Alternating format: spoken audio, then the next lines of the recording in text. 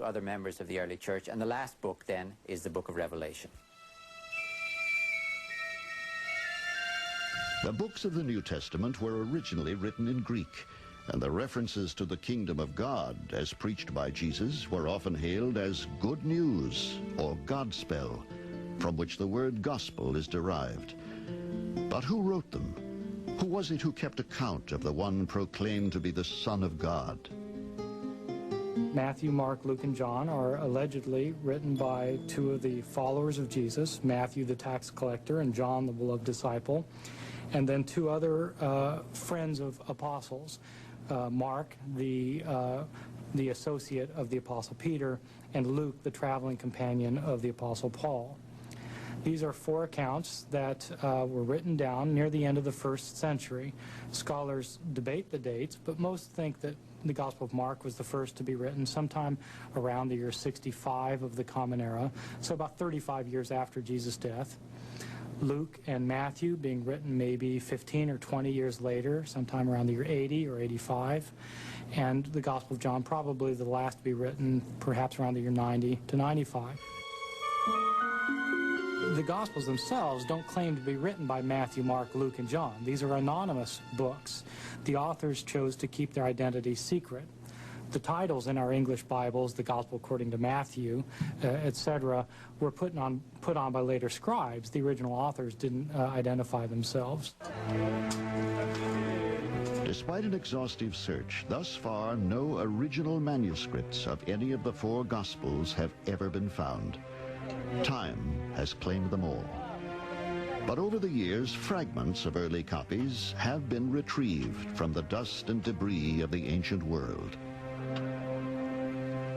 Climate is a major factor in the preservation of papyrus and parchment writings. Weather and wind have extracted their toll, but as the chroniclers of Christianity spread, they took their writings with them, and it was in Egypt with its dry heat that many ancient manuscripts survived. In the 1920s, a tiny, tattered piece of papyrus was dug from the desert sands and sold to two archaeologists in Cairo. Careful examination of the Greek text proved it to be a shredded copy of the Gospel of St. John, written about a century after the crucifixion. It is the oldest fragment of the New Testament ever found.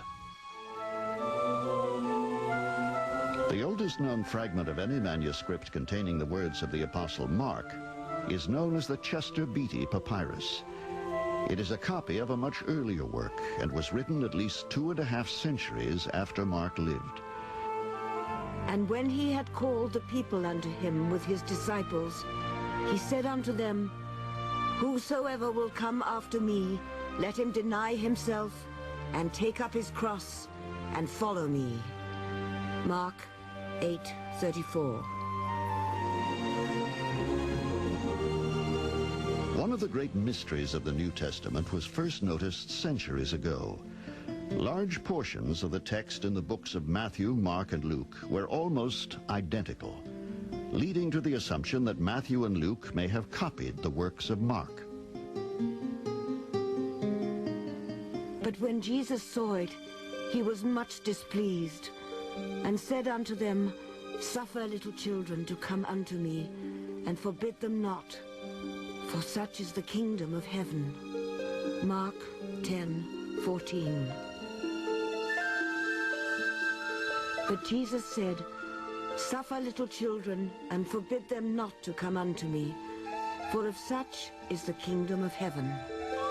Matthew 19:14. But Jesus called unto him and said, Suffer little children to come unto me, and forbid them not, for of such is the kingdom of heaven. Luke 18:16.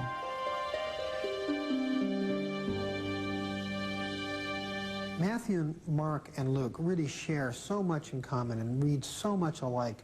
Scholars often refer to them as the synoptic gospels.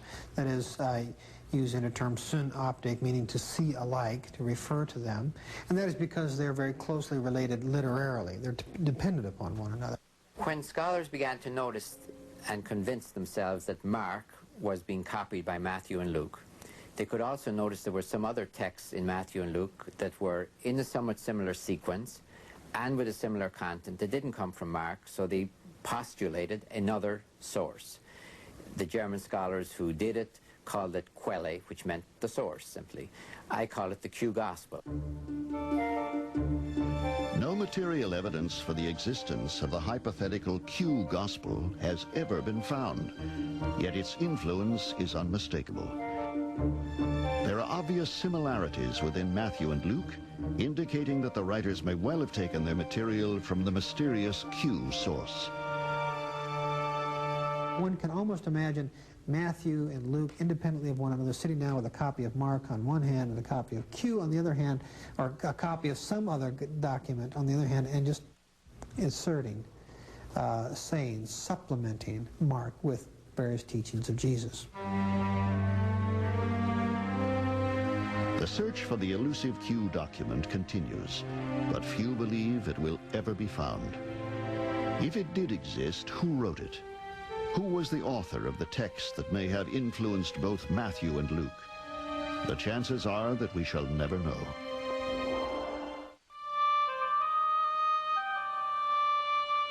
A little under half of the New Testament is devoted to the writings of an extraordinary man, a Jew by the name of Saul of Tarsus, later to become known as the Apostle Paul. More than anyone else, he was responsible for spreading the Christian church within the Roman Empire.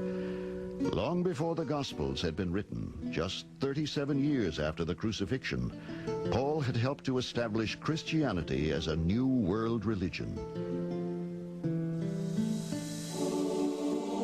From being a persecutor of the followers of Christ, his own conversion to the new faith after he experiences a vision of Jesus on the road to Damascus transforms him into a dedicated missionary.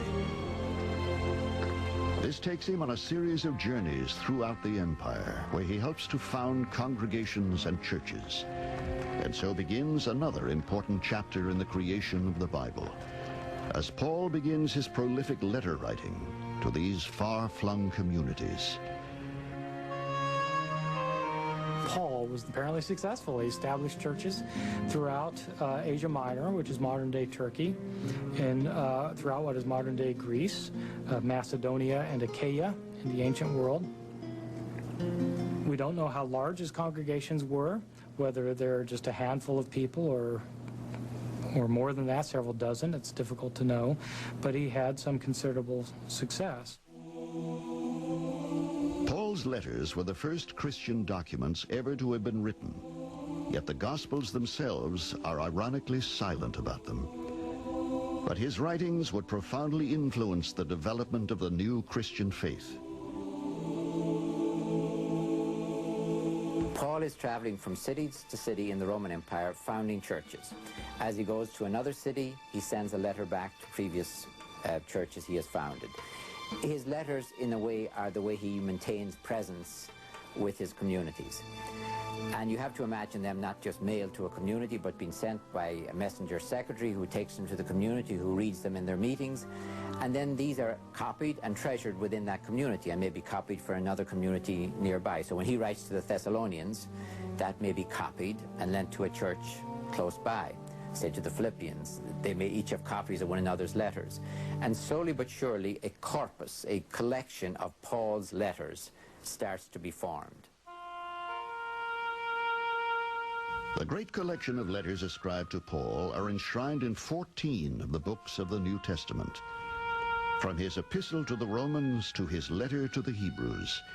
In Paul's day, these were all far-flung communities where the seeds of Christianity had already been planted. But could the enormous volume of writings attributed to Paul have been written by him alone? Scholars now question the authorship of some of the letters that bear his name. It's clear from the letters themselves that Paul used a secretary.